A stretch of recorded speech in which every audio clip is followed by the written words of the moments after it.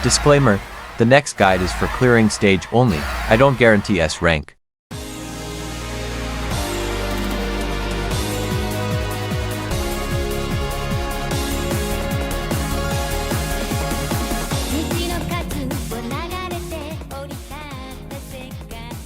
Hello everyone, Dazen here, now with a new series of videos.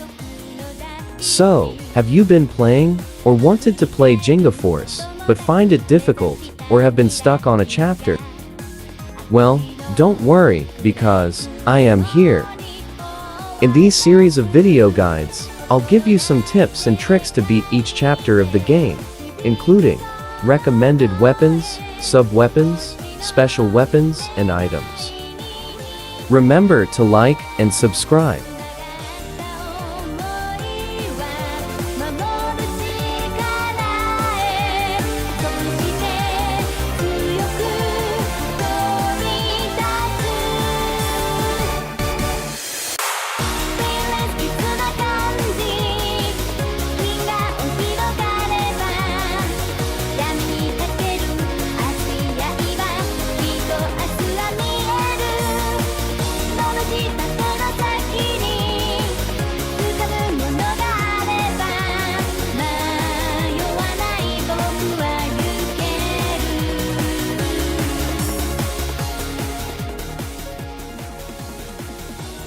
In Ginga Force, there are 6 categories for ship customization. First, there's the main weapon selection, as its name suggests. This will be the primary damage dealer for your ship. Then, we have the sub-weapons. These ones deal less damage, but have different useful effects. Combining different main and sub-weapons will grant you with different ways to approach each chapter, so always try experimenting.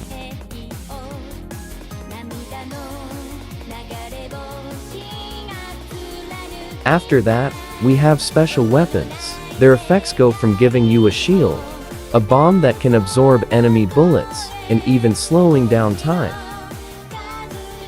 Continuing, we have the engines. Changing the engine allows your ship to move in different speeds, giving you advantages in some scenarios that require to evade precisely or fast.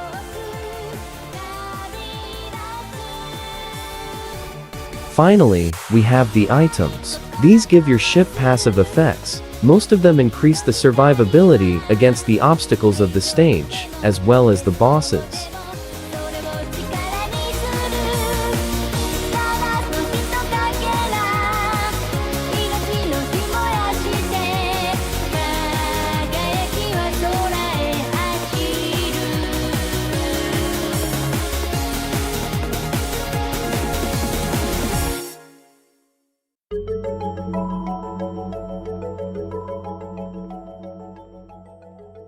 Ginga Force gives you a lot of information in the screen. It can be overwhelming for new players, so I'll break apart all you see on the user interface. On the top left, we have the time limit, CR count, and score bars. The time bar indicates the limit to finish an objective set by the game. Be sure to pay attention to each chapter individual objectives. CR is the game currency that allows you to buy upgrades. In each chapter, you can collect some from destroying enemies or clearing objectives. Finally, the score bar shows how many points you have won by destroying enemies and getting multipliers by surviving or finishing objectives. On the bottom left, we have the speed gauge and lives count. The first one show you in what speed you are going depending on your engine, and the lives count, as the name suggests, it shows how many lives you have left. Finally, at the bottom right, we have the main, sub, and special weapon charge bars. Each one shows you how depleted are each of your weapons. The main and sub weapon recharge when you collect blue cubes dropped by enemies, while the special weapons bar recharge over time.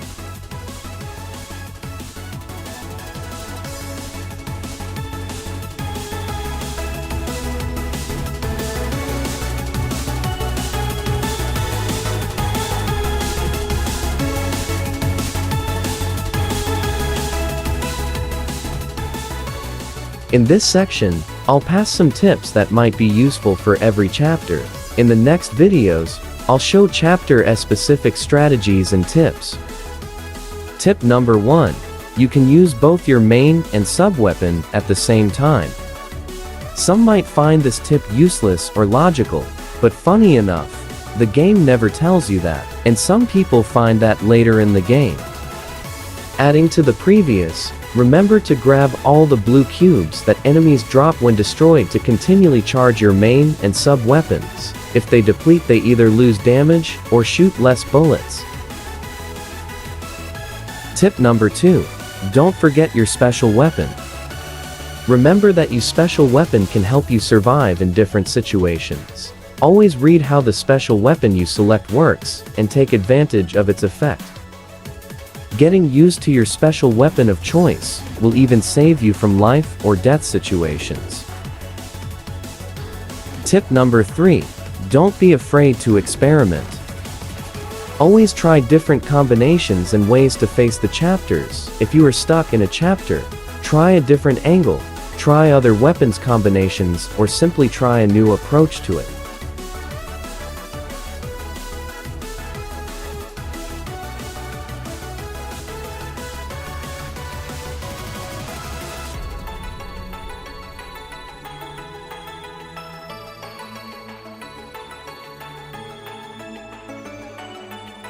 In all difficulties throughout the chapter, and in the boss fights, you'll find yourself surrounded by bullets and enemies all the time, but at the same time, there will be multiple safe zones that will keep you away from enemy damage, and give you a chance to take a breath from all the madness.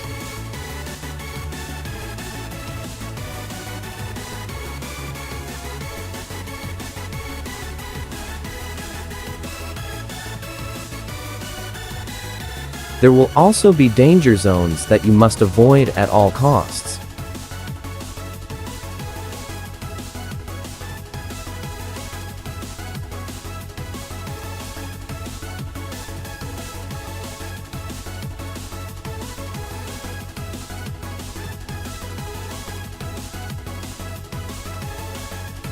Learning these two will help you survive the chapters, so try to identify them.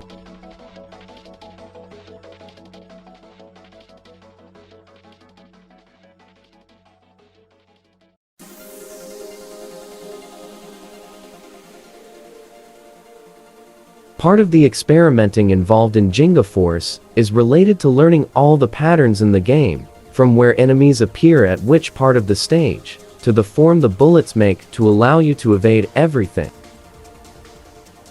This will prove useful as everything in the stage always happen the same, no matter each try.